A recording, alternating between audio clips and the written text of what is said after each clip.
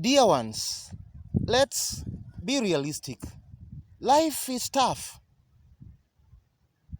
on all corners of the globe, not just where you are.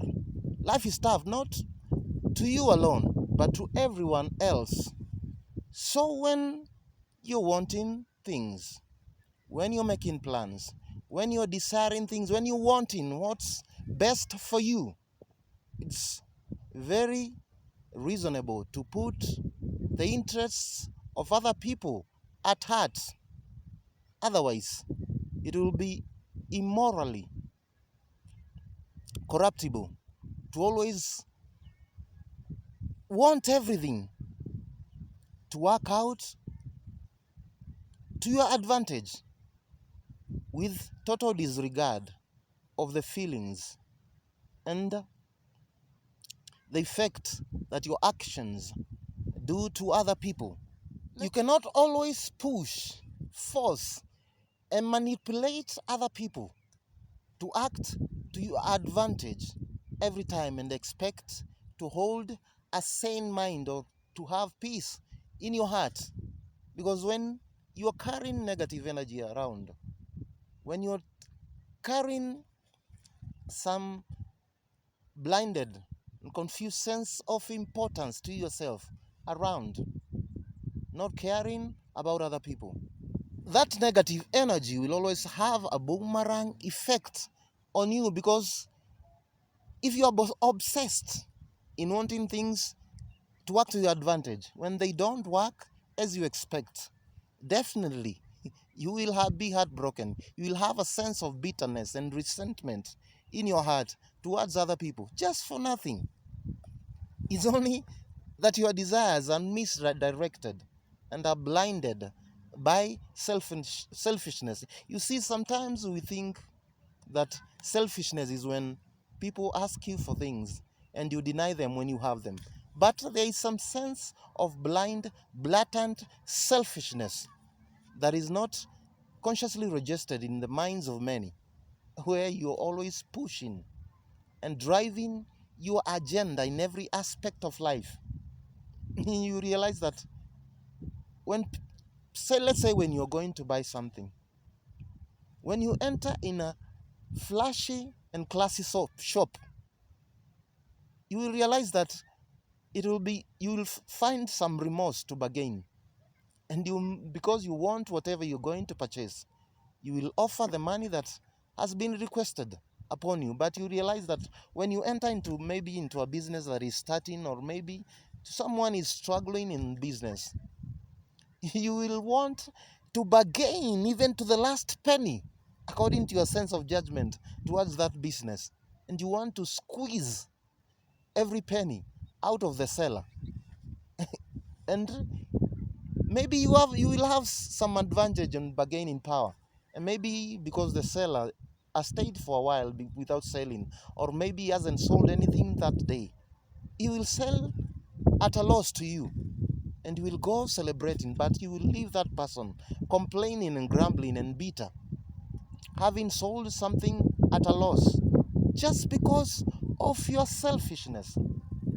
You see, many relationships, many friendships crumble and break not because of many other things, just because of selfishness. When one party in the relationship or in the friendship always wants everything for themselves, it's all about me, me, me, me, and they never have consideration for the next person. They just want to take, take, take, take, and they will never have anything to give. They will never sacrifice anything because they are obsessed with some blatant sense of blind selfishness to themselves, wanting everything to work in their advantage, even when you're given an opportunity to give instructions or to govern something or to govern people.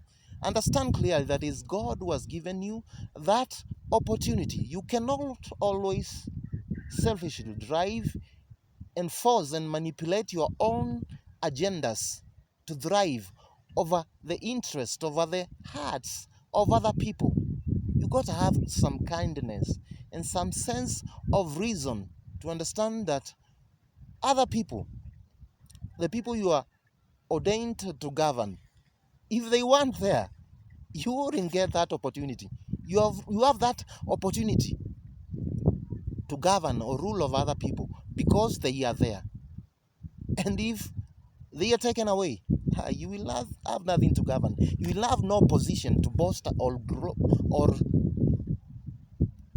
walk around with a hard head and a haughty heart. So when you given the opportunity to govern people, to give instructions to people, understand that every wicked agenda, every wicked or ill motives of selfishness and arrogance that you direct towards those people, definitely God will give some recompense to you according to your own deeds, according to your own selfishness.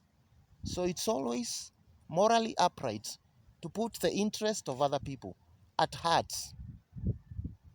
You cannot always be the one gaining in every connection, in every relationship, in every enterprise, in every friendship, and expect to live peacefully or to sleep peacefully at night when other people are crying and complaining and grumbling and praying unto the Lord because of you. You never know what people are struggling with. You may never know how much sacrifice other people have to make to cope up with you, while the whole time you are blindly thinking that you are the best in that circle, while in the real sense you are the worst to cope with in that circle. So have some sense of realistic understanding and kindness by the mercies of God. So imagine you, dear ones, let's put other people's interests at heart. When will you ever be? When will you ever express some sense of kindness to thrill and stir up some joy in another person's heart? When will you ever make a sacrifice so that another person can go home happy? Another person can go praising you for just an act of kindness. No one has ever died. No one has ever been hospitalized because of having a kind heart and a reasonable mind. But a wicked heart is like rottenness unto the bones. When you have a wicked heart, I'm telling you, you will never have peace.